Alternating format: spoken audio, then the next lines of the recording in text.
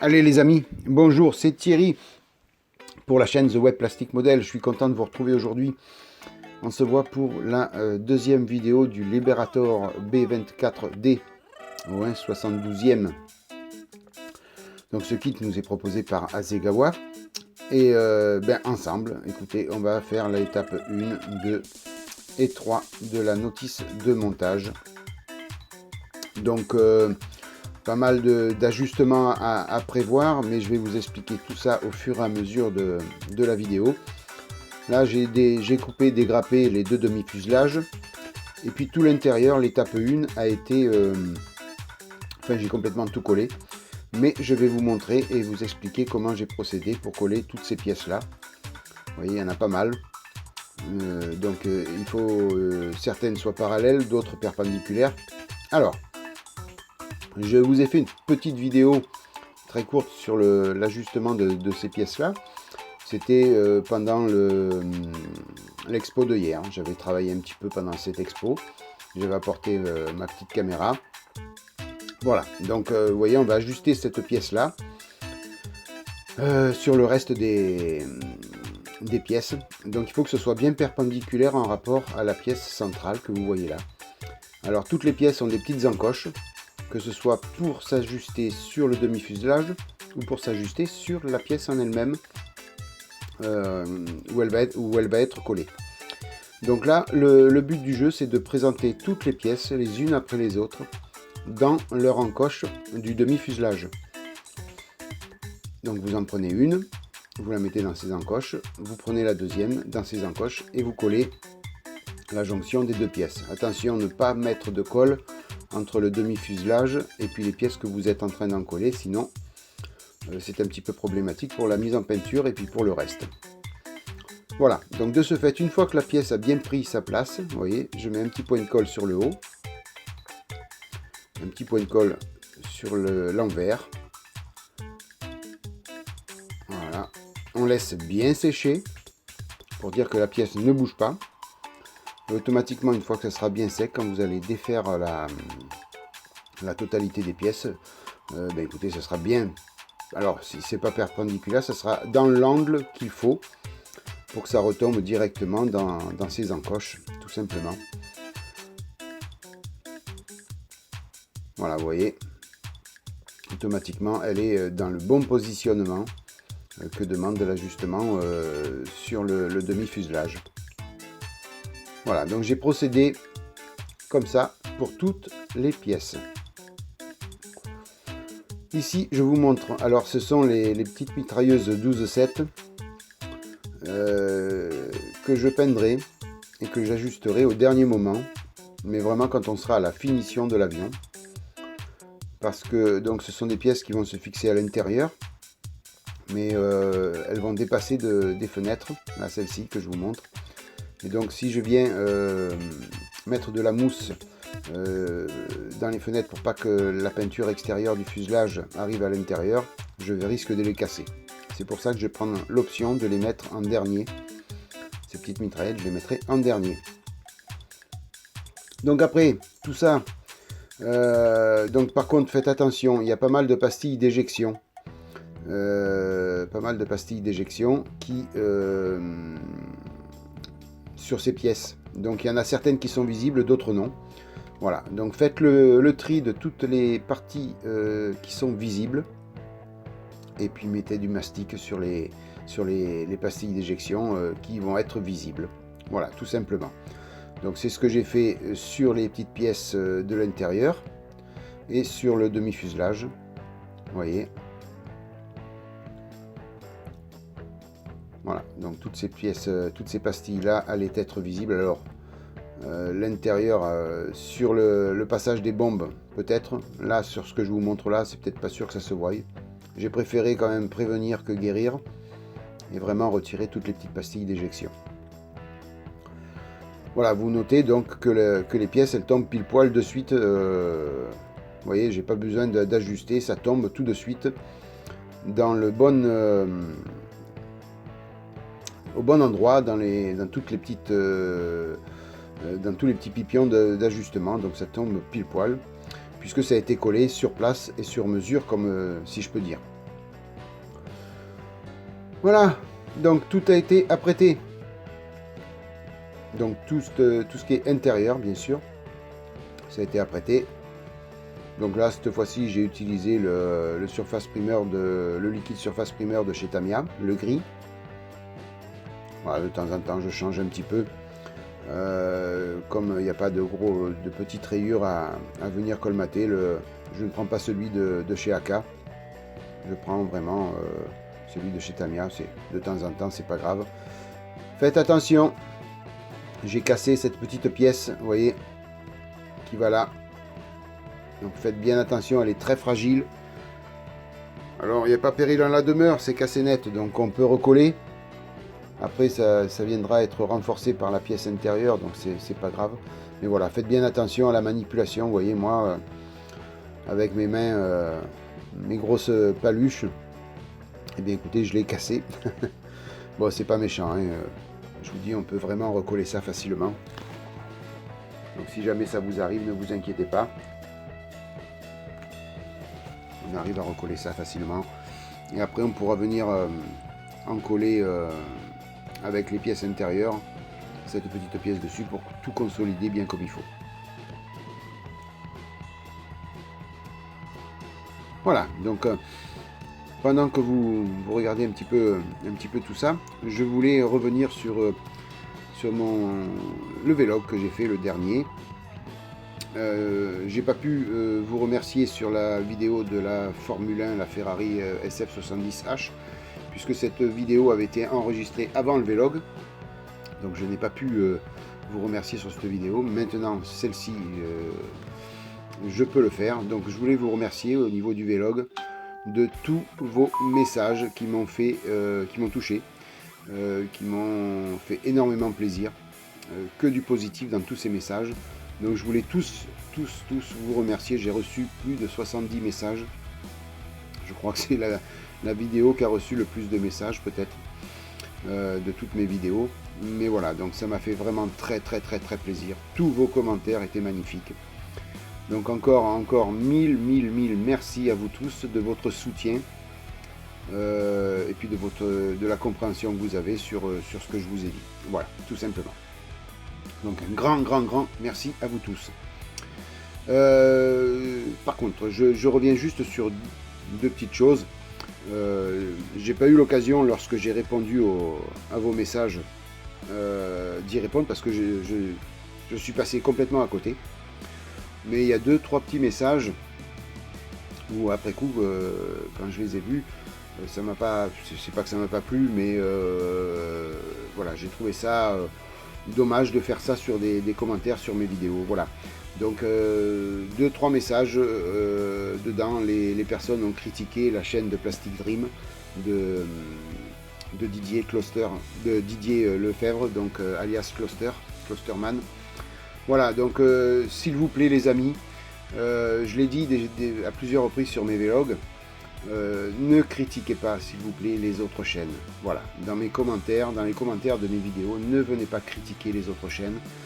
Voilà, moi ça ne me plaît pas, je ne critique personne, donc je veux pas que sur mes commentaires, sur les commentaires de mes vidéos, il y ait des gens qui viennent critiquer les autres chaînes.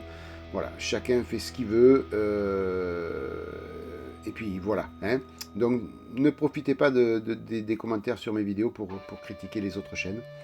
Voilà Didier, si jamais tu as vu ces messages, je m'excuse pour ces deux petites critiques qui ont été émises sur ta chaîne. Voilà, hein, donc la prochaine fois les amis, mettez-moi que du positif dans les commentaires, mais ne critiquez pas les autres chaînes, c'est pas la peine, on n'est pas là pour se tirer la bourre ou pour se critiquer les uns des autres. Voilà les amis, bon, il n'y a rien de méchant, hein, mais voilà, je tenais à faire cette petite mise au point. Allez, on revient un petit peu à nos affaires. Donc vous avez vu que je suis venu peindre donc l'intérieur green, donc ce vert intérieur. Donc j'ai peint toutes les pièces internes et puis les deux demi-fuselages à l'intérieur. Voilà, tout en sachant que donc avant d'ajuster et de coller les deux demi-fuselages comme je vais le faire un petit peu plus tard, c'est succinct sur la notice. Je suis passé à côté pour la première vidéo, je ne vous ai pas montré ça. Mais je vous en parlerai tout à l'heure. Il faut surtout ne pas oublier de mettre une pièce avant de coller les deux demi-fuselages. En attendant, un petit peu de waitering, un petit peu de vieillissement, parce que, ben écoutez, hein, c'est un avion, je ne vais pas le faire neuf. À la fois, tout ce qui est intérieur, c'est tellement petit, c'est du 1,72. J'avais plein d'ambition pour faire du waitering à l'intérieur. Je me suis ravisé parce que, ben, tout simplement parce que c'est très petit, le 1,72e, donc on a très peu de marge de manœuvre. On ne voit pas beaucoup le détaillage intérieur.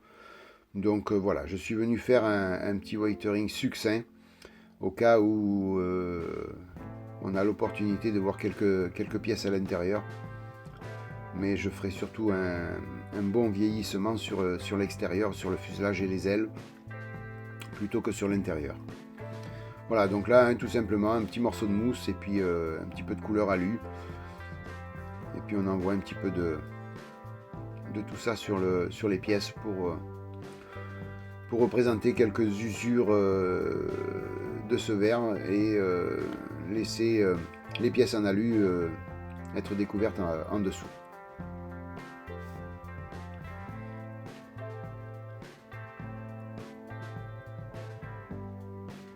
Voilà, j'avais l'ambition aussi parce que j'ai vu une vidéo où on montre bien l'intérieur de ce Liberator.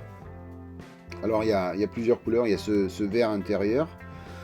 Après on a un vert plus foncé par moment, on a de la couleur alu, on a un petit jaune très pâle aussi par moment, on voit dans les usures. Donc je voulais faire un petit peu tout ça à l'intérieur, mais je me suis rendu compte qu'on n'allait rien voir. Donc voilà, j'ai fait un petit peu d'alu, je vais mettre un petit peu de vert foncé par-ci par-là, et puis je vais rester succinct après, c'est pas la peine d'aller plus loin.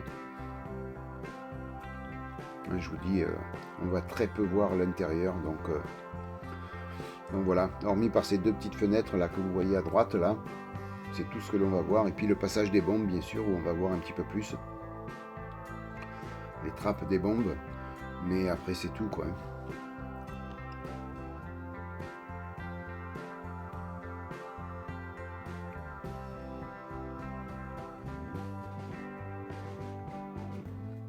Voilà, j'insiste un petit peu plus sur le tour de la fenêtre. Enfin, c'est pas une fenêtre en fin de compte, c'est une porte en alu qui s'ouvre pour laisser sortir la 12-7, la mitrailleuse. Et donc les avions se protéger en tirant sur les avions allemands par cette porte. Donc c'est pas une fenêtre proprement dit, c'est surtout... et en plus on parle pas de fenêtre sur les avions, on parle de hublot. Déjà pour commencer, Thierry essaye de donner des noms techniques plus intéressants. Voilà, mais et vous voyez, je viens de recasser encore la pièce que j'avais recollée. Donc vous voyez, elle est très très fragile. Voilà, donc là, tout ce qui est couleur alu est terminé.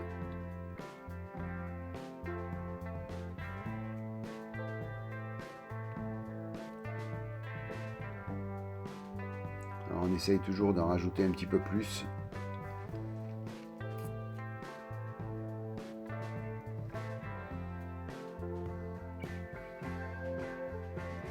Alors l'important c'est surtout de faire le bord de ces portes là, où sortent les mitrailleuses. C'est peut-être là qu'on va le voir le plus du vieillissement, une fois l'avion tout fermé. C'est peut-être à cet endroit-là qu'on verra un petit peu plus l'usure.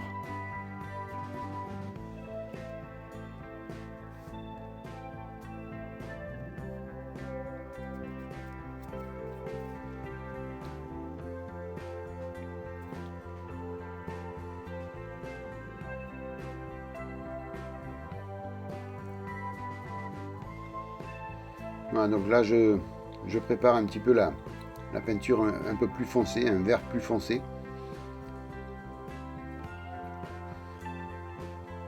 pour rajouter un petit peu plus de différence de teinte dans cette usure. Mais très sincèrement les amis, c'est un peu peine perdue parce qu'on va pas voir grand chose.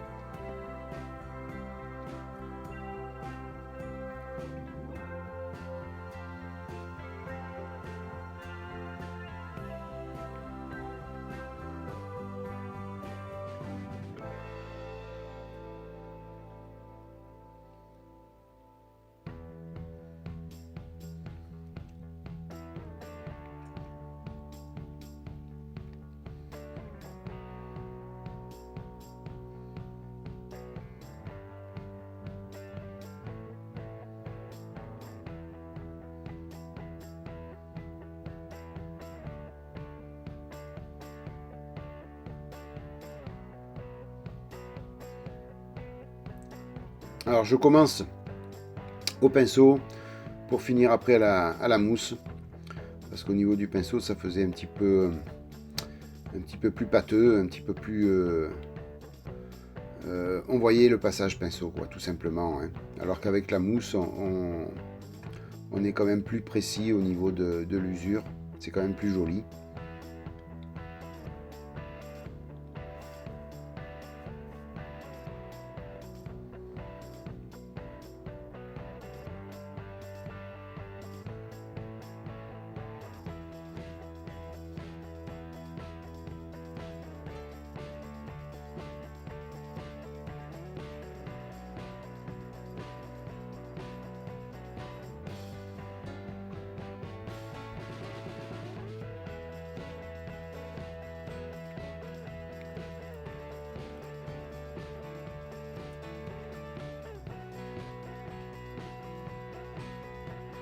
Alors, il faudra peut-être que j'essaye de refaire un libérateur B24D. Ou alors un B25, le B25 aussi qui existe. Mais le faire au 1/48e. Alors ça fait une grosse bête. Malheureusement dans la vitrine ça rentre plus après. Déjà celui-ci au 1/72 il est pas mal gros. Alors au 1/48 j'imagine même pas les dimensions. Mais c'est vrai que au niveau détaillage, on se régale plus sur du 1/48. Alors, l'idéal, ce serait de le monter au 1/32. Alors là, c'est un garage qu'il faut, c'est pas une vitrine, c'est un garage qu'il faut là pour mettre l'avion. Mais pourquoi pas essayer un jour de monter un bombardier comme ça au 1/32 ou au 1/48. Ça serait quand même sympa. Donc là, vous voyez, hein, je finis à la mousse avec ce vert foncé. C'est quand même plus pratique. Voilà, c'est quand même plus réaliste que le pinceau.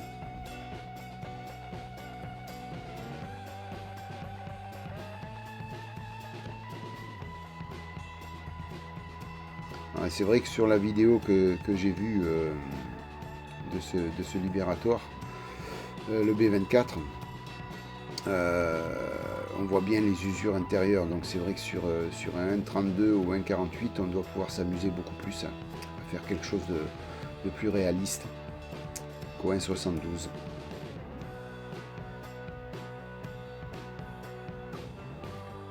Voilà, je vais arrêter là au niveau du whitering, c'est pas la peine d'aller plus loin. Ça suffit largement comme ça.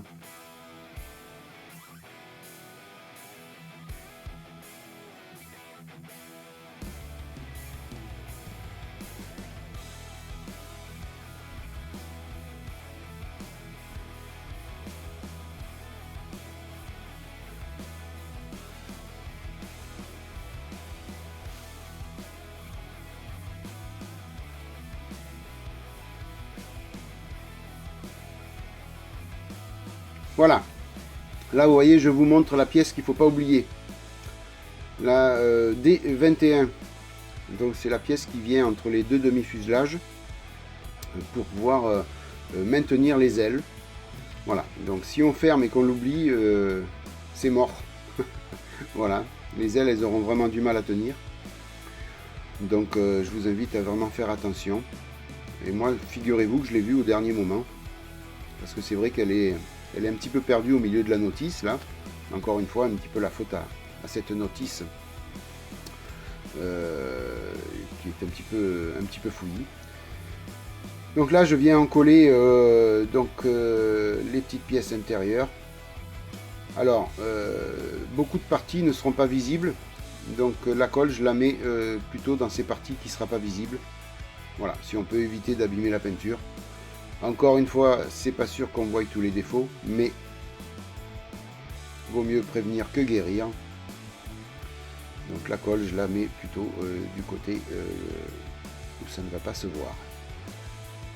Voilà, vous voyez là, la petite pièce qui était cassée, je viens la coller sur la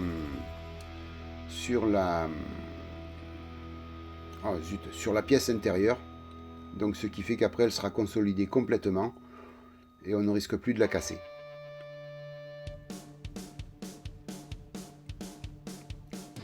Alors vraiment très intéressant de tout coller ces petites pièces, encore une fois je reviens dessus. Coller toutes ces petites pièces les unes après les autres sur le demi-fuselage. C'est hyper important parce que chaque pipion après tombe pile poil à leur place. Même en mettant l'autre demi-fuselage, on n'a aucun souci d'ajustement. Si on colle ça séparément, c'est pas dit que on puisse tout coller bien comme il faut au moment de la fermeture des deux demi-fuselages.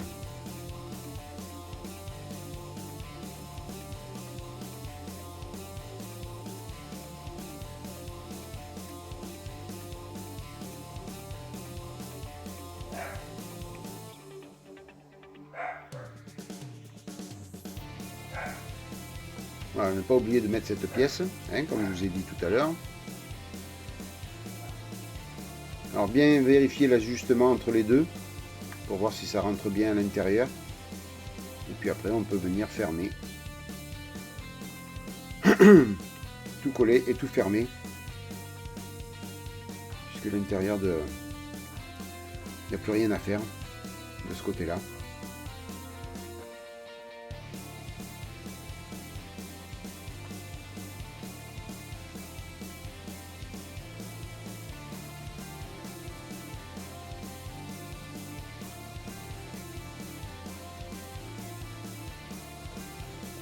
Voilà, donc là, rien de difficile. Les deux demi-fuselages s'ajustent parfaitement. Il y aura pas grand-chose à poncer. Maintenant, bon, je prends un petit peu de bande cache pour bien serrer le collage. Voilà, ça permet quand même de bien laisser sécher en pression.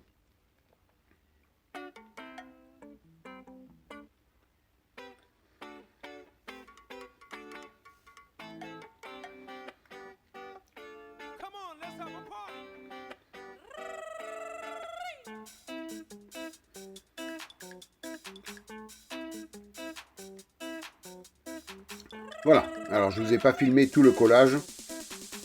Vous avez vu le début, le principe. On va laisser sécher là. Donc je vous montre l'ordre dans lequel il faut coller les pièces. Donc 1, 2, 3. Ne pas oublier, parce que là je l'ai oublié, de peindre cette partie-là. Puisqu'elle est à perdre, elle est à peindre en vert intérieur aussi. Et puis ici, n'oubliez pas de stabiloter pour ne pas les oublier au dernier moment. Les petites mitrailleuses à venir peindre et coller au dernier moment. Donc c'est pour ça que je les ai encadrées en bleu. Je fais souvent ça hein, quand je saute des étapes. Pour ne pas oublier les étapes sautées, je viens les stabiloter. Et puis là, c'est l'heure de retirer toutes ces bandes caches pour voir un petit peu ce que ça donne. Mais je vous dis, hein, il y aura très peu de ponçage à faire. L'ajustement est correct.